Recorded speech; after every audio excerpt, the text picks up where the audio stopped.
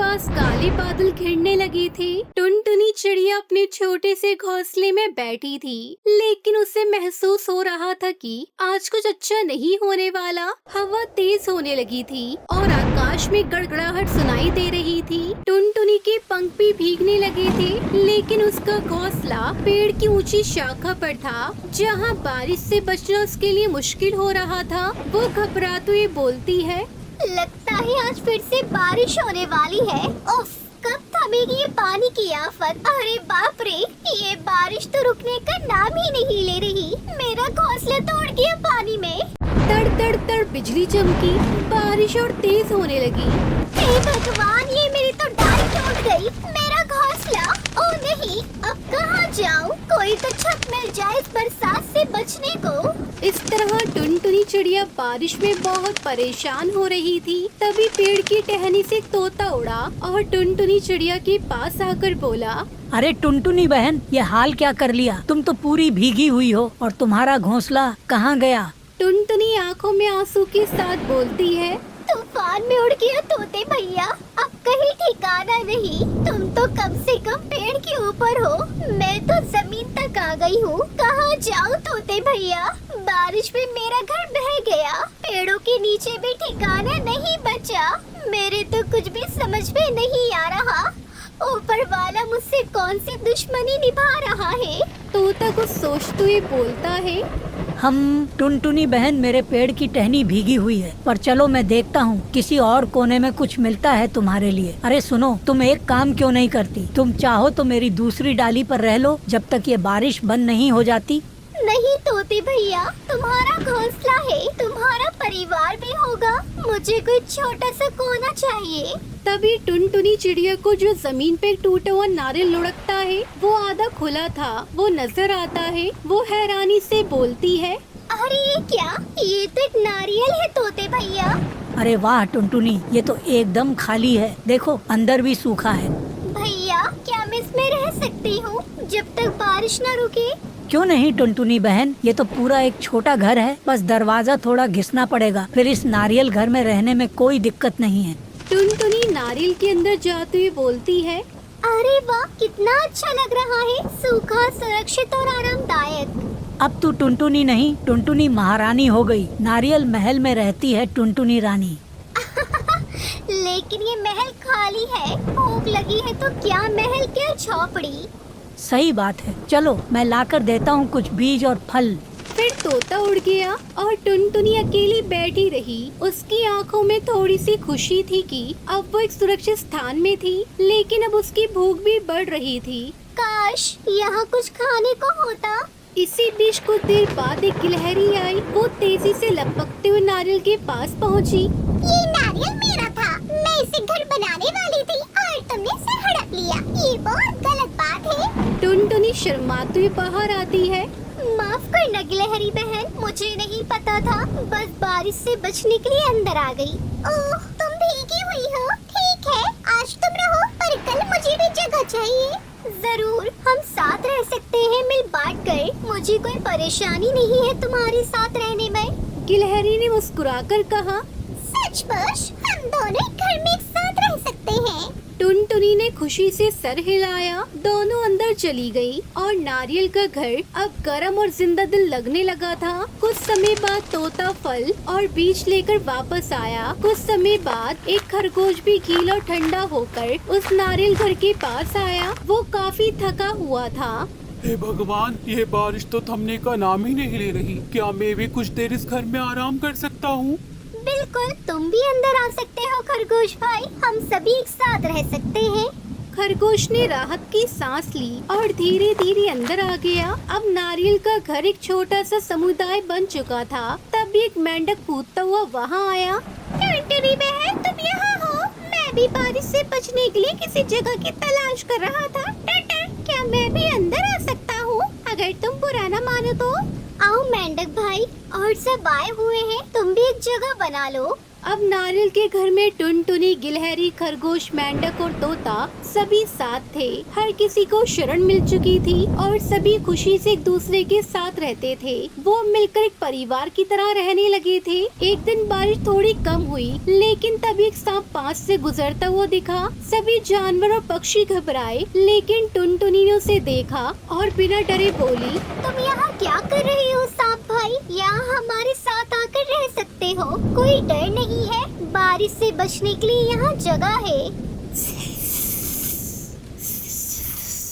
मैं तो डर के साथ आया था, लेकिन मुझे भी शेल्टर चाहिए था। टुनटुनी ने मुस्कुराते हुए कहा, ये जगह सभी के लिए है, हम सब मिलकर बारिश का सामना कर सकते हैं। सांप को विश्वास हुआ और वो भी नारियल के घर में आ गया। अब घर में हर तरह के जानवर और पक्षी थे। चिड़िया, गिलहरी, खरगोश, मेंढक और सांप, वो सभी एक साथ रहते थे और जंगल की बारिश से बचने का आनंद ले रहे थे।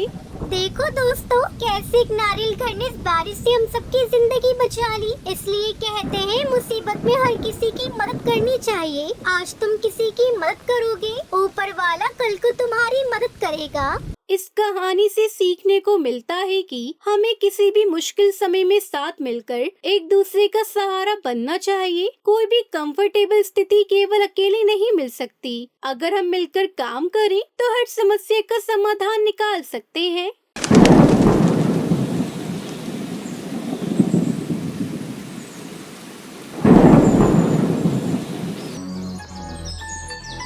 एक घने जंगल में टुनटुनी चिड़िया अपनी बेटी पिंकी के साथ रहा करती थी।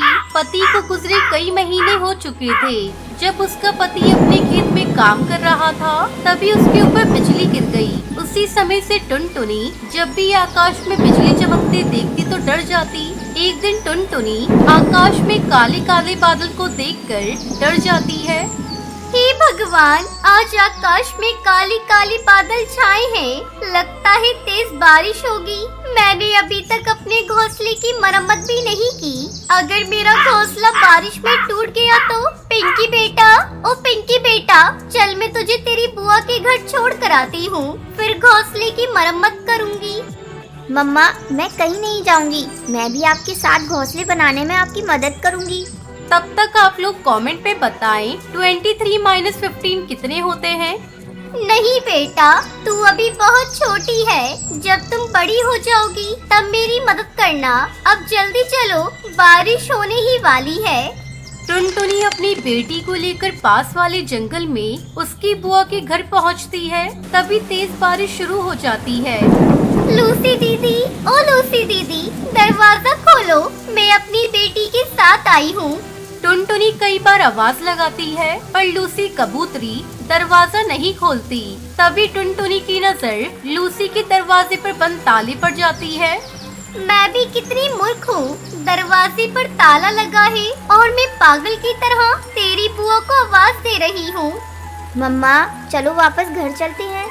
जैसे ही वापस अपने घर लौटने को होती है, तभी बारिश और तेज होने लगती है और बिजली भी चमकने लगती है। दोनों माँ बेटी भागकर पास वाले घर में जाती हैं। वो घर कालू का था।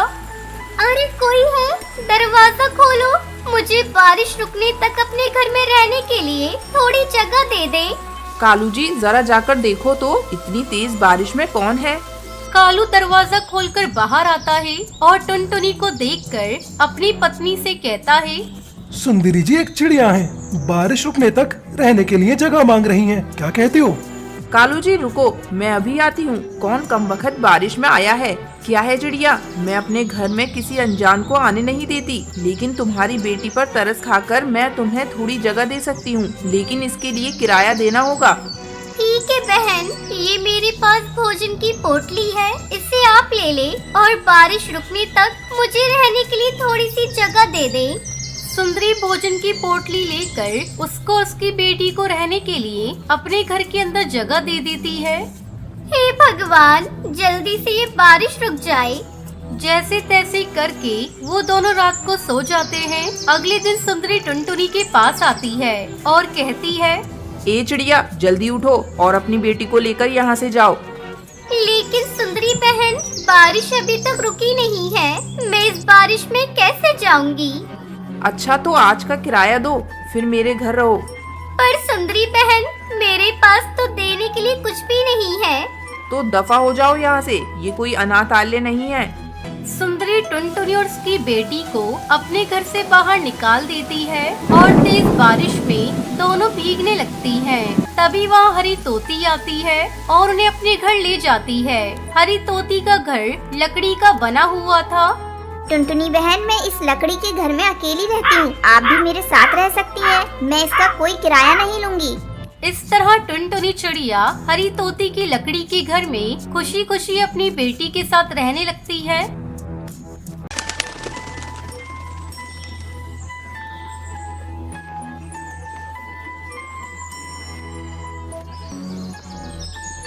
सुंदरवन जंगल में टुनटुनी चिड़िया अपनी बेटी पिंकी और पति बंटी कबूतर के साथ रहती थी।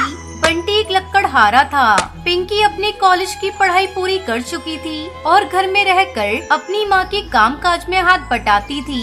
एक दिन बंटी की छुट्टी थी, वो घर पर आराम कर रहा था। पिंकी अपनी माँ से कहती है, मम्मी, बहुत दिन हो गए आपके हाथ के बने छोले भटूरे खाए हुए। आज तो पापा की भी छुट्टी है, आज छोले भटूरे बनाओ ना, हम सब मिलकर खाएंगे। अरे बेटा, तुझे छोले भटूरे खाने थे तो कल बताती। मैंने छोले तो भिगोए ही नहीं, कैसे छोले भटूरे बना दूं? चल मैं तुझे कुछ और बनाकर खिलाती हूँ। नहीं मम्मी, मुझे तो छोले भटूरे ही खाने हैं। तब तक आप लोग कमेंट में बताएं 67 + 79 कितने होते हैं। तू इतनी बड़ी हो गई है, लेकिन तुझे अकल बिल्कुल भी नहीं है। छोले भटूरे खाने की जिद लगाकर बैठी है, कैसे बना दूं? बिना भिगोए छोले नहीं बनते बेटा, मैं तुझे किसी और दिन बनाकर खिला दूंगी। तुम्हारी मम्मी ठीक कह रही हैं बेटा, जाओ जाकर कुछ और खा लो। ऐसा करो टुनटुनी, तुम कल ही छोले भटूरे बना लो। मेरा भी मन तुम्हारे हाथ के बने स्वादिष्ट छोले भटूरे खाने का हो रहा है। ठीक है जी, जब आप दोनों का मन इतना ही छोले भटूरे खाने को हो रहा है तो मैं कल ही छोले भटूरे बना दूंगी। अगले दिन टुनटुनी छोले भटूरे बनाती है और सबसे पहले पिंकी को खाने के लिए देती है। अरे बस भी कर पिंकी, सारा तू ही खा जाएगी तो हम लोग क्या खाएंगे? पापा मम्मी ने इतना स्वादिष्ट छोले भटूरे बनाया है कि जितना भी खाते जाओ मन ही नहीं भरता। अच्छा ठीक है बेटा, मैं तेरे लिए कल फिर से छोले भटूरे बना दूंगी। समय बीतने लगता है और एक दिन बंटी को उसका सेठ नौकरी से निकाल देता है। वो घर आकर टुनटुनी को ये बात बताता है। ये आप क्या कह रहे हैं जी? आपको नौकरी से निकाल दिया? हाँ टुनटुनी, सेठ को काम में कम मुनाफा हो रहा था, इसलिए सारे कर्मचारी बेरोजगार हो गए। पता नहीं अब हमारा घर खर्च कैसे चलेगा, यही सोच सोच कर मेरा दिमाग खराब हो रहा है। आप चिंता मत करिए, कुछ ही दिनों में सब ठीक हो जाएगा। ऐसा करता हूँ मैं टुनटुनी, कल से ही दूसरे काम की तलाश करूँगा। अगले दिन बंटी कबूतर अपने दोस्त के पास काम मांगने जाता है। आओ आओ बंटी भाई, बहुत दिनों के बाद दर्शन दिए। सुना है तुम्हें नौकरी से निकाल दिया है, जरा विस्तार से बताओ। इस मामले में मैं तुम्हें ज्यादा नहीं बता सकता दोस्त, क्योंकि मुझे भी कुछ खास पता नहीं है। मेरे लायक कोई काम होगा तो बताओ, मुझे काम की सख्त जरूरत है। ठीक है, अभी तुम घर जाओ, 1-2 दिन में मैं सोचकर तुम्हें बताता हूँ। वो वापस घर लौट आता है।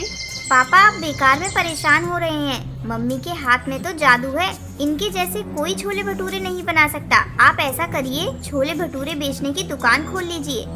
ये तो तुमने बहुत अच्छा रास्ता बताया है जी, मैं और आप मिलकर कल से ही छोले भटूरे बेचना शुरू कर देते हैं। अगले दिन से बंटी और टुनटुनी छोले भटूरे बेचने लगते हैं। दीदी, एक प्लेट छोले भटूरे कितने की है? बस 20 रुपए प्लेट है बहन। 20 रुपए प्लेट? ये तो बहुत सस्ती है। लाओ मुझे एक प्लेट छोले भटूरे दो।